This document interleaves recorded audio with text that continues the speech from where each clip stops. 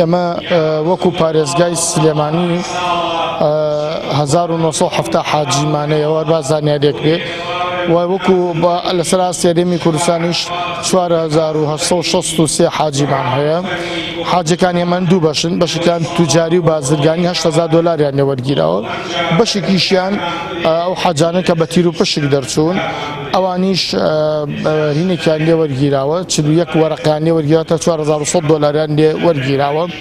ئێمە تەوەقع ئەکرێت لە 23 مانگا لە 23 حوتە سەفەرمان دەست پێکا، یەکەم قافڵەمان دەست پێ بکە.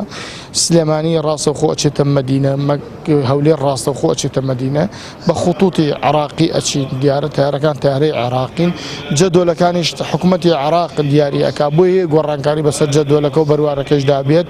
بەڵام عمومەن ئێمە 15-20 ڕۆژ پێشی فەرزی حەج سەفەرەکەین ئینشاءالله، یەکەم قافڵەمان ئەگاتە ئەو وڵاتە و ئەمێنێتەوە سەرەوەی کە گرفت و کێشەکانی ئێمە زیاتر لەگەڵ ئەو حاجیانەیە کە زۆرجار یەکەم جارە سەفەر ئەکەن، یەکەم جارە سواری فڕۆکە ئەبێ، یەکەم جارە ئەچێتە ئوتێل، یەکەم جارە مانگێک لە کە سوکاری دوور ئەکەوێتەوە.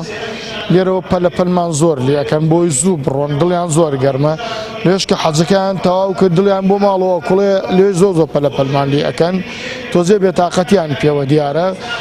وەکو جێگا ئێمە ڕاستە جێگەمان لە مەدینە باشە، الحەمدوللا 3-4 ڕۆژێکی شەمێنەوە زیاتر نامێنینەوە، بەڵام ئەوی بۆ ئێمە گرنگە ئوتێلمانە لە مەکە، نزیکی و دووری لە حەرەم و لە مەواسیمەکانەوە.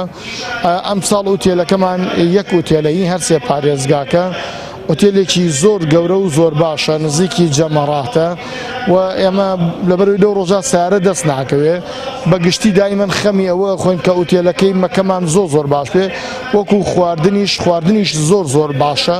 ساڵی پار خواردن لە مەتاعمەکانە ئەوەندە باش بوو، یعنی هیچ کەسێک نەبوو لە حاجیان ناڕازی بێ.